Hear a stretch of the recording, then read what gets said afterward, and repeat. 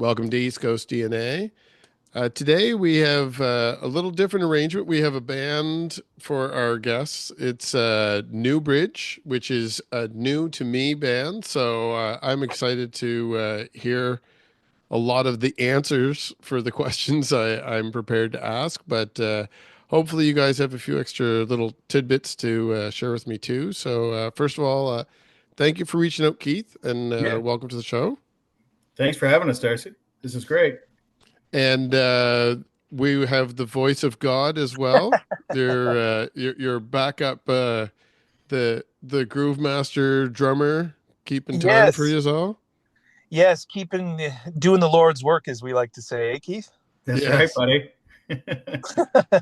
So I do know that you have an album coming out that you'd like to tell everybody about, and I did get a chance to listen to it.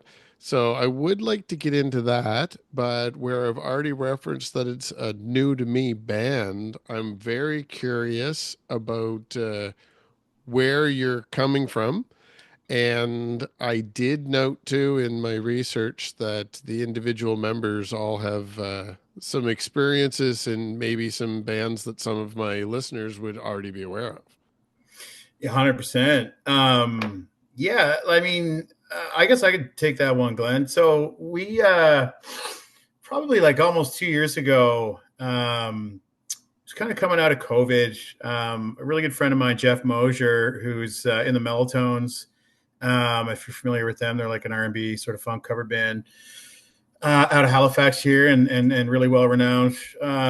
Just a fantastic band. They've been together for like almost 30 years. But Jeff and I used to play in bands together. And coming out of COVID, we were just getting together. And he asked if I had been writing songs. It'd been years since I had done anything with music, publicly. I was like, yeah, we had a few beers into us. I said, sure, I'll play some songs I've been working on. And he was really encouraging, like, wow, we should do something with this. Do you ever think about putting a band together again? And so I said, well, I mean, what would that look like? And so we threw around Glenn's name. He came up. Glenn and I are old friends. We've known each other for almost 20 years. And Glenn, of course, was in Inflight Safety, still is for decades. We threw around Warren's name, and we're like, well, we could talk to those guys to start, and that's kind of how it started, really. So yeah, it's new to you. Newbridge is new, but it's kind of new to everyone. Yeah. We haven't, our album release show is going to be kind of our first real show, and so it's pretty exciting. And so you do have some singles that are out there for the people that are out there keeping an ear to the ground. There's probably a growing fan base by now. Yeah, I mean, it's going. It's definitely going. It's been weird. Like social media wasn't nearly what it is now for bands. And I mean, God, my old band had like a MySpace account, just to date me there Yeah. for a second. So there's been a pretty steep learning curve. I think one of the things I learned pretty quick, and Glenn's been really helpful with this stuff because he's always kind of got his ear to the ground. But I mean, it just seems like a lot of music doesn't have much shelf life anymore. And if we were just to release an album out of this obscure new band, we weren't sure if we would be kind of giving it, our best foot forward. Sure. We're putting our best foot forward. So we talked about that and decided to start releasing singles. I think it was back in the fall, and kind of take our time and try to build up a bit of momentum and then head into the show March 1st. And now, Glenn, you mentioned that you're from Summerside originally. Yeah, Summerside, PEI. Yeah, God's So country. where do you call home these days? Oh, it's Halifax. I've been in Halifax. Moved there with Inflight Safety actually in 2003. We moved from Sackville, New Brunswick, where we were all going to school there at Mount A. So we've called Halifax homes for over 20 years now. So it's been part of the music community ever since. But not so much in the last so many years. And I think that's kind of one thing that does come up. Like people are really genuinely excited to find out that you're still doing it, which is a bit of a Yeah. surprise to me. Like it's kind of like, people are like, shit, I heard that you're doing something. And it's like, yes, something is afoot. So that's good. And like, back to what Keith was saying about it being a new band and, there's the show coming up in March. I mean, it's so funny because we've through our rehearsals like still have yet to hear everything live. We made a record a certain way, and I'm sure we'll talk about that in a minute, but it's new to us and new to everyone really. So it's been fun to dole it out, share it. You know, we're still getting comfortable with it too. So Yeah. Now, it's speaking of the album, and we will get into it now. The sound. I'm just like I have always kind of danced around different genres, and within 2 seconds of labeling somebody with one, we're talking about another one. And Yeah. even when I'm talking about like award seasons, like everybody's in everybody else's category nowadays. Yeah. So I was interested to hear the album is not necessarily any one traditional genre that I'm listening to around here now either, but it's even as a blend, it's a little bit of a different blend than what other people are doing right now. So, what influence went into it? Is it because you are all coming from different experiences? And it's just what you bring to the table, or did you have a vision in forming the band? Yeah, that's a great perspective, Darcy. I love getting into stuff like this about the origins of the music and stuff. So, like I'm really into the sort of the country, old school country rock, folk songwriting styles. But I love, I mean, I grew up in the '90s, and I love a lot of upbeat rock, Americana, one of the things that I really wanted to establish with this band was it didn't. So I'm the main songwriter. I didn't want it to be like the Keith Maddison experience. Yeah. Like we purposely named it a band so that we all felt like we could collaborate equally and have as much, commentary or feedback or brainstorm, spitball, whatever you want to call it, on all of the songs. And the really cool thing with that is that we all do come from interesting and different backgrounds musically. Like I'm a big fan of like the Eagles and Tom Petty and the band and Bob Dylan and Glenn, obviously in In-Flight Safety. There's a big, sort of indie rock thing for years still going on. Jeff's got for the Mellotones. I mean, he's got such a strong R&B sort of feel to everything. And Jeff's actually the bass player in this, and he's the lead singer of the Mellotones. And, that in itself is quite telling of like, in my mind, I guess the sort of the music creator vibe that he can bring to this as well. He's not coming just as a bass player, and neither is Glenn. Glenn's not coming just as a drummer. Everyone's kind of coming as a music creator. And then, Warren is, of course, I mean, he's played with April Wine and Myles Goodwyn, and he's a bit older than us. And so he's got a lot of really 70s and 80s rock influences, but he's also one of the best like Celtic flat pickers around. He plays with like JP Cormier and Dave Gunning and all those guys. And so we all sort of have these different backgrounds, and pretty clear, like to me, it was pretty clear, and maybe, but it was Glenn that sort of like maybe put the words together. But I think we were all thinking this was that, excuse me, was people are, coming together on this project. No, we can talk about, obviously we're talking about ideas and stuff, but they can be themselves on this record as well. And we think it'll work, and it did. And that kind of clicked, I would say pretty early on. Wouldn't you say, Glenn? Yeah, no, it definitely was one of these like, but it's kind of by default. I think like maybe some of the musicians in this group are a little bit more versatile than others, but yeah, I wouldn't put me in that category. I've tried to play with, or have been invited to play with various folk artists or singer-songwriters in the past who maybe just wanted, who maybe thought that they wanted something specific, but like, I definitely have an approach to songwriting, an approach to playing and to rhythm and stuff. And not that it's non-negotiable. It's just that you kind of know yourself after a while and know what you're going to be able to bring. And when it was kind of, when this was all broached, like, it was kind of like, I could see it, like I could see the vision of it. And, maybe not around every corner, but more and more it was kind of like, yeah, I think I can apply something to this. So that was the kind of spirit of the thing. Yeah, we really wanted just like positive vibes, you know. Hmm.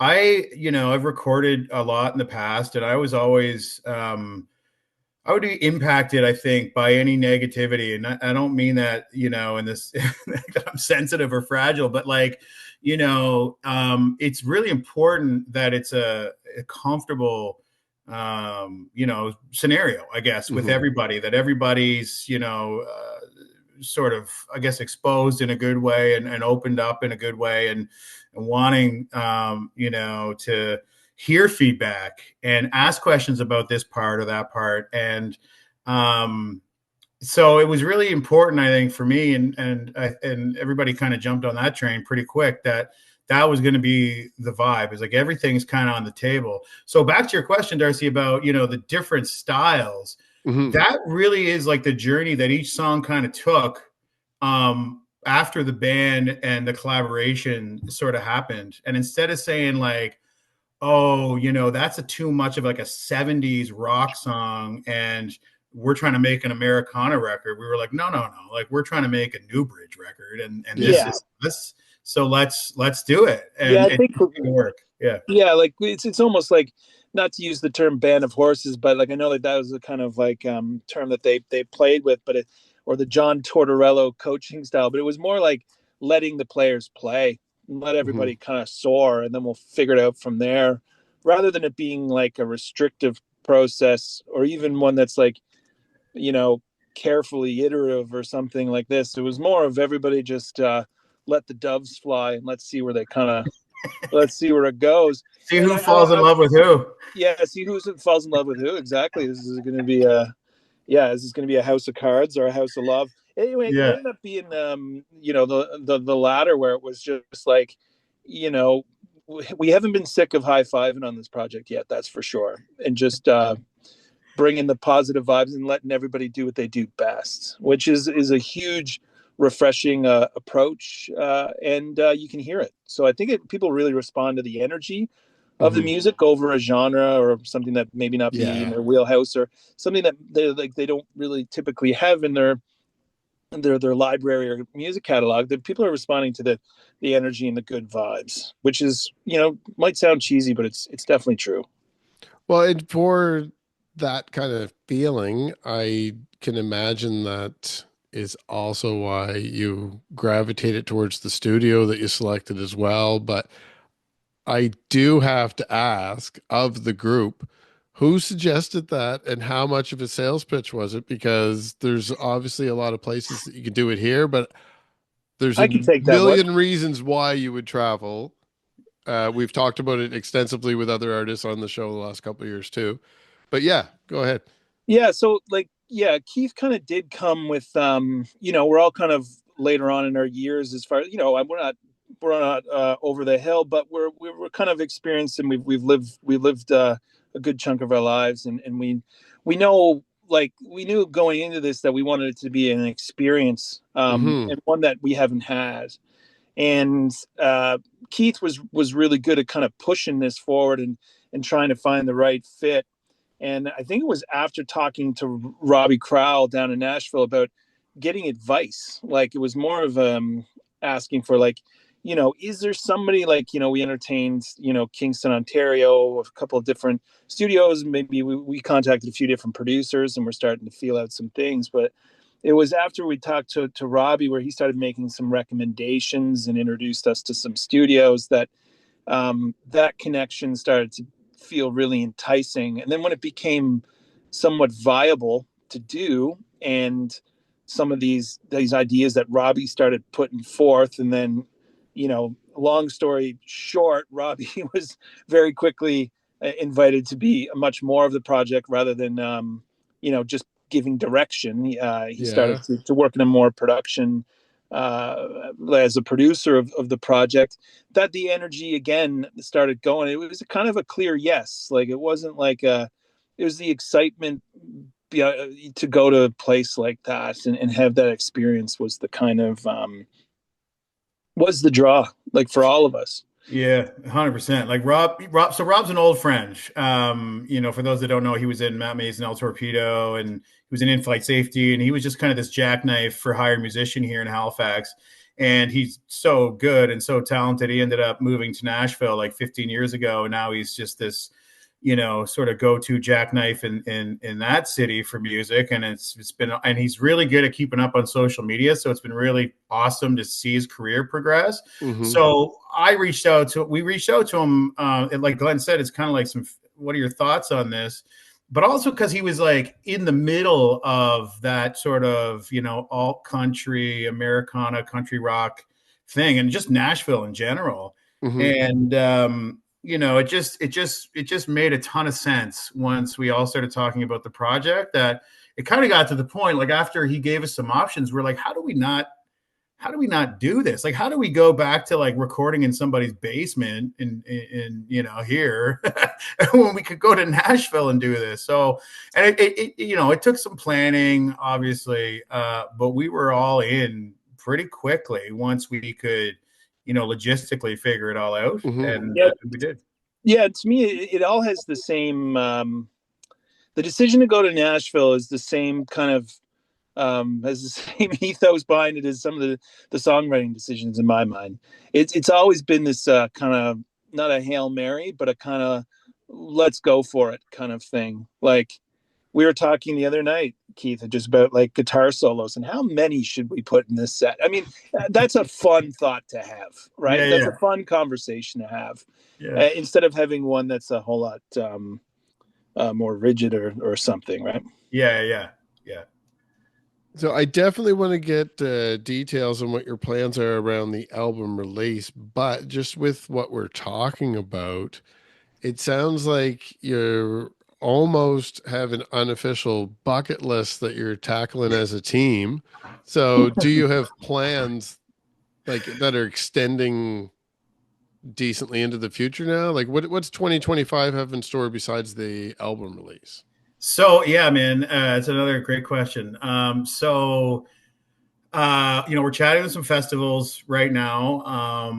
Smaller thing like emerging artist stages, like stuff like that, and try to get our foot in the few doors there. We met some fantastic people through Rob down in Nashville, and there's a lot of interest to have us go down there. So we're trying to work through some of those details. We'd love to get up to Toronto, maybe in the fall or something like that. Like that's something else that we're still learning is like what are bands doing now, like from a touring standpoint, because there's just so much opinion on it, and it's been maybe kind of murkier whether you should do it or not than in the past. And obviously the Canadian touring experience has always been criticized on its value in certain times. So, and when I say tour, like I mean outside of maybe the Maritimes or whatever, right? So, we would love. I mean, I think we'll be hammering around the Maritimes here as much as we can. But Robbie and I really struck like Rob. So we've been friends for 20 years, but we really learned that we worked really well in Nashville, and he was a really big supporter of the songs, and so we're actually already and I think this isn't uncommon. Like I got hit with like just so much creativity. I was so inspired by that trip. It was one of the greatest weeks of my life, being down there and in that studio and amongst all these fantastic musicians. And I got home afterwards and I just couldn't stop writing. And so I've got like 25, 30 songs or something now that I've already been, chatting with the band and with Robbie on. So that's been really fun for me, and sort of doing that on the side of everything. And I mean, Rob's so funny. Like he shot me a note, a few weeks ago, and he was like, "Would you ever be interested in recording in Memphis?" And I was like, "Oh man," we're still trying to justify the trip to Nashville, and here we are. But he's always got that vision, eyes forward kind of guy, and I do too. I'm not sure what'll happen there, with obviously with the exchange rate and all that and everything else that's going on right now in the world. But I mean, that's kind of like everything's been kind of an option for us, Yeah, and like, and there's like not to, the I've found through previous experiences when you release music and you release songs, and the songs have been picked up by like Hockey Night in Canada more than a few times, and there's some different traction coming through radio and different things. And as the songs and as the project kind of goes out there, like at Inflight, we always used to say the songs were like kids. They're just going to go to school. All you can do is put a good backpack on them and some shoes, and then they're going to come home with friends, and then they're going to come home with interpretations of the music, and they're going to come home and ask to go over to somebody's house. It's just kind of like it's just going to be exciting to see as we release the album, later on the end of the month. It's just going to be fun to just react to, like, and see what the cat drags home. Yes. And that so long as we approach it with the same kind of the approach that we've had thus far, I think it's going to be a lot of fun. Yeah. And so for the actual release, you have a release party. Yep. So what does that entail? What do people have waiting for them when they go that night? Oh man, it's going to be a great night. So I think Glenn alluded to this at the beginning. So there was four of us, the four sort of core, I guess, Newbridge members were down in Nashville recording the record, and Robbie ended up playing. He's a fantastic musician. He played keyboard, so piano and different organs and whatnot, some saxophone. We also had, and Robbie's also in Sturgill Simpson's band, and so he has access to some fantastic musicians down there. One of them was an Estonian American named Laura Jomitz, who's also in Sturgill Simpson's band, and he's a fantastic slide player and pedal steel. So he played that, and we had some other folks come in. We had some, R&B singers and some different country singers and stuff. So when we got back home, and obviously we got the record all ready to go, we were like, wow, now we got to figure out how we're going to reproduce this. How do we replicate this? So, that wasn't the easiest feat. We had to think about the different people that would make sense for the project and how we wanted to do it. And it was at first it was kind of nerve wracking. We're, putting the feelers out, chatting with different folks, but we've got this fantastic, what is it now? Like 7 of us, Glenn, 7, 8 of us. And yeah, it's just watching everybody gel has been absolutely fantastic. So we've got together, we're really excited about this show. We've got some great musicians mixed in with the core group of us.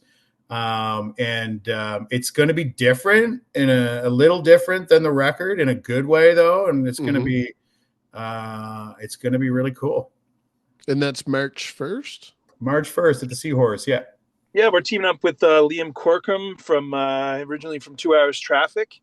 Cool. And they're from Charlottetown. They're going to be coming over joining us, and then we'll be joining them in Charlottetown later on in April. So those are the two kind of CD release shows that are so far booked just in the Maritimes, and we're working on some other dates now. But yeah, the band, it's a big band. People can expect a big sound and a big kind of a bigger production than I think people are used to. And a physical release to go along with that? Should people be bringing cash for merch or anything like that to the show? Yeah. Oh, that's a great point, Keith. Yeah. Keeping us on our toes here. It's like he's done this before, eh, Glenn? Yeah, we've got vinyl, clear red vinyl as well, to boot, and we got the artwork was done by Judd Haynes. Amazing! His from Winter Sleep back in the day, and from Mighty Pop is his design outfit, and it's again, Judd was an easy choice when it was like, how do we get more friends together? And it was let's all aboard the friendship. So Judd was able to do the art. It was a pretty stellar vinyl package. And no other merch than that. Keith's going to come up with his Hulk Hogan tearaway tank tops at some point in time, the Newbridge, but we haven't been able to find somebody to make those just yet. We're still looking.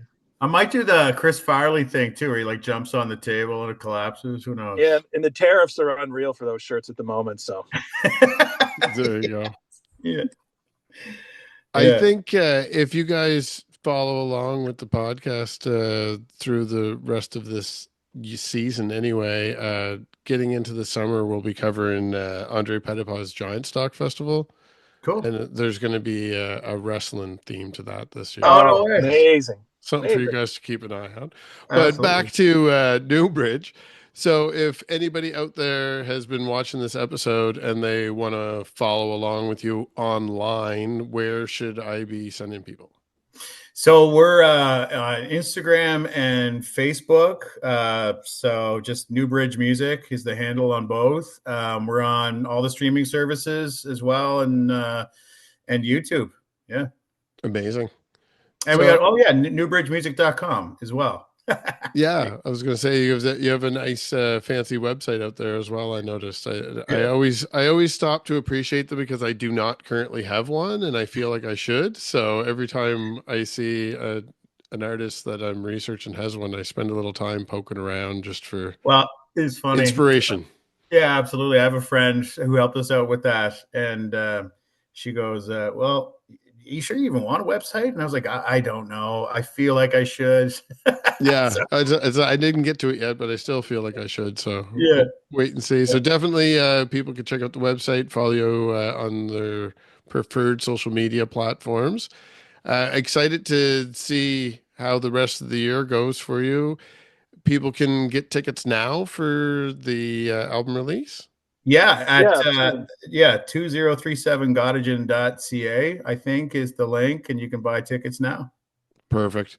All right. Well, thanks again, and definitely keep in touch as the year goes on, and hopefully I'll run into you at one of these shows along the way. Absolutely. Yeah, cheers. Thanks. Yeah, we'd love to have you out. It'd be great. Great. Thanks again, guys, and bye to everyone that's been following along.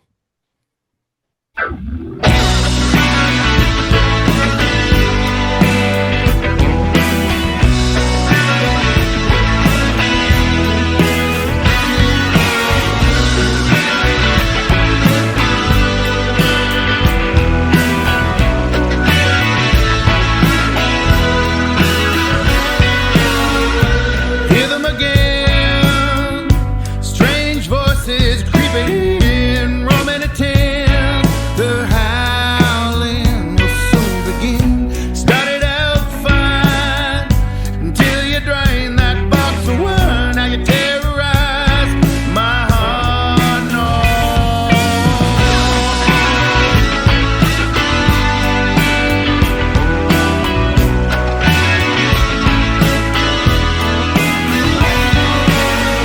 You think it's a game? Won't lift a finger till you point the blame. Ain't it a shame?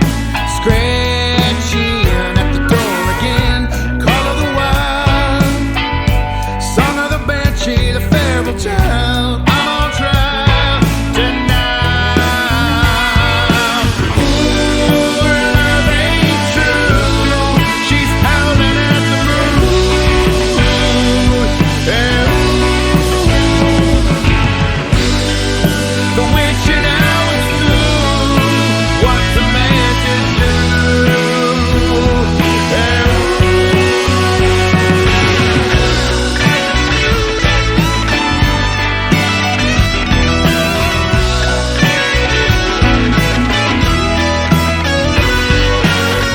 Come bright at dawn, your blackout buzz is long since gone, playing dumb.